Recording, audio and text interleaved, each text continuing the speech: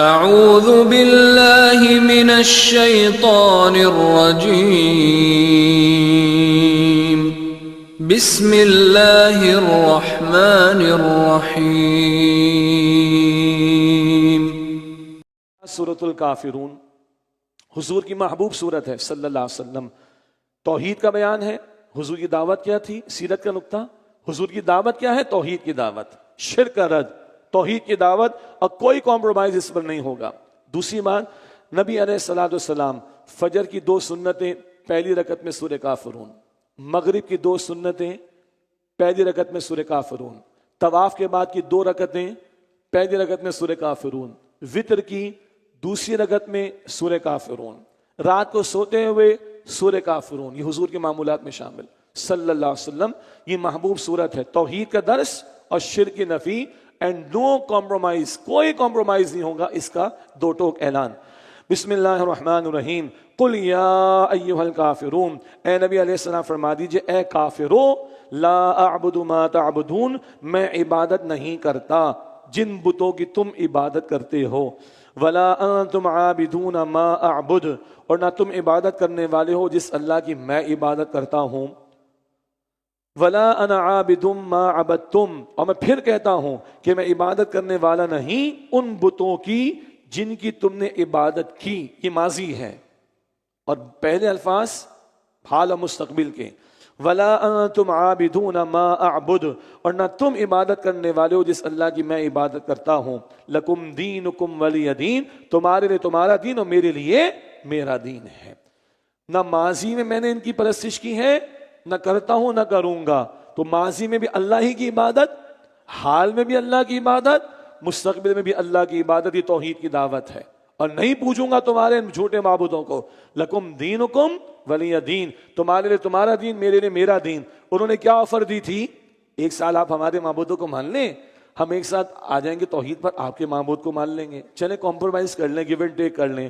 لکم دینکم ولی دین، تمہارے لیے تمہارا دین اور میرے لیے میرا دین۔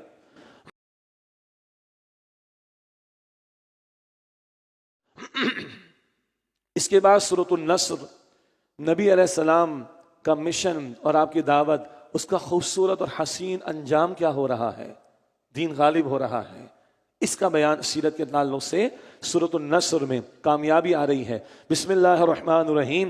اذا جاء نصر اللہ والفتح، اے نبی علیہ السلام جب اللہ کی مدد اور فتح آ جائے، وَرَأَيْتَ النَّاسَ يَدْخُلُونَ فِي دِينِ اللَّهِ أَفْوَاجًا، اور آپ لوگوں کو دیکھیں کہ وہ فوج در فوج اللہ کے دین میں داخل ہو رہے ہیں۔ اب دین کس کا ہو رہا ہے؟ اللہ کا۔ فتح مکہ کی طرف اشارہ، اللہ کی مدد آ جائے، فتح میسر آ جائے، اور آپ دیکھیں لوگ اللہ کے دین میں داخل ہو رہے ہیں۔ دین فرعون کا بھی ہوتا ہے نا، پڑھ کر آئے ہم۔ دین بادشاہ کا بھی ہوتا ہے، پڑھ کر آئے ہم۔ جب حکم اللہ کا چلے تو دین کس کا ہوگا؟ اللہ کا۔ یہ کلیئر ہے، اس کی جد و جہد ہم پر فرض ہے، آج سمجھتے ہوئے آئے ہیں۔ اب فتح مکہ کے بعد وَرَأَيْتَ النَّاسَ يَدْخُلُونَ فِي دِينِ اللَّهِ أَفْوَاجًا، لوگ جوق در جوق اللہ کے دین میں داخل ہو رہے ہیں۔ اب دین اللہ کا ہوا۔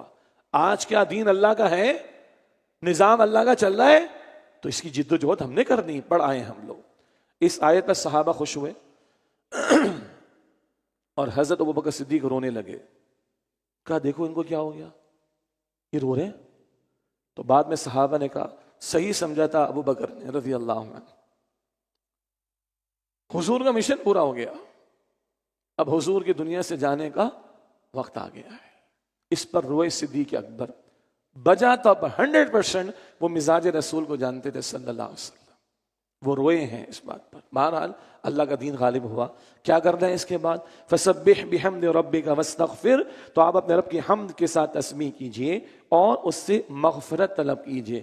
پیغمبر تو معصوم ہے، امت کو تعلیم۔ انہ کان توابا، بے شک وہ اللہ بہت زیادہ توبہ قبول فرمانے والا ہے۔ نعمتوں پر شکر گزاری، استغفار بھی، توبہ کرنا بھی۔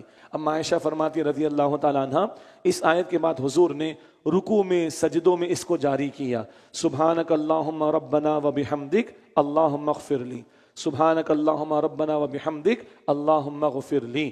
یہ الفاظ حضور نے جاری کر دیے رکوع و سجود میں، اللہ کی تسبیح، اللہ کی حمد، اللہ کے حضور استغفار و توبہ کا اہتمام۔ حضور تو معصوم ہیں، بخشے بخشائے ہیں، ہمیں زیادہ کرنے کی ضرورت ہے، توجہ رہے۔